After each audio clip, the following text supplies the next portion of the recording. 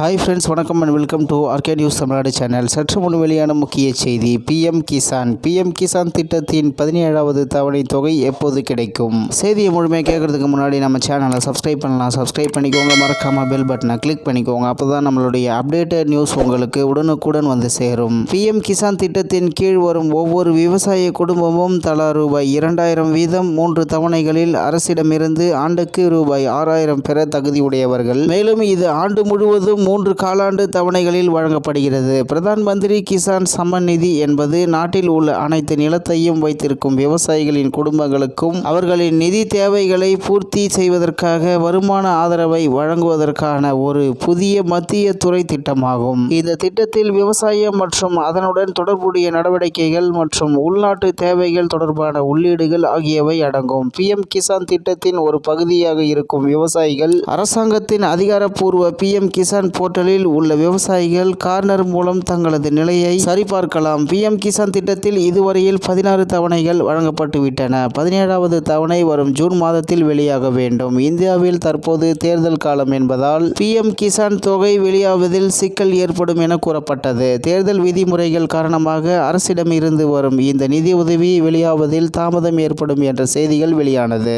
இந்நிலையில் பிஎம் கிசான் தொடர்பான புதிய தகவல் ஒன்று தற்போது கிடைத்துள்ளது. அதாவது 17வது தவணை மே மாதம் கடைசி வாரத்தில் வெளியிடப்படும் என்று தெரிவிக்கப்பட்டுள்ளது. விரைவில் இது குறித்த அதிகாரப்பூர்வமான அறிவிப்பு வெளியாகும் என எதிர்பார்க்கப்படுகிறது. இந்நிலையில் பிஎம் கிசான் திட்டத்தில் இதுவரையில் 16 தவணைகள் வழங்கப்பட்டு விட்டன. 17வது தவணை வரும் ஜூன் மாதத்தில் வெளியாக வேண்டும். இந்தியாவில் தற்போது தேர்தல் காலம் என்பதால் பிஎம் கிசான் தொகை வெளியாவதில் சிக்கல் ஏற்படும் என கூறப்பட்டது. மேலும் 17வது தவணை மே மாதம் கடைசி வாரத்தில் வெளியிடப்படும் என்று தெரிவிக்கப்பட்டுள்ளது. விரைவில் இது குறித்த அதிகாரப்பூர்வமான அறிவிப்பு வெளியாகும் என எதிர்பார்க்கப்படுகிறது. இத்துடன் இன்றைய முக்கிய செய்தி நிறைவு பெறுகிறது. மேலும் இது போன்ற செய்திகளை உடனுக்குடன் தெரிந்து கொள்ள ஆர்கே நியூஸ் தமிழ்நாடு சேனலுடன் இணைந்திருங்கள். நன்றி, வணக்கம்.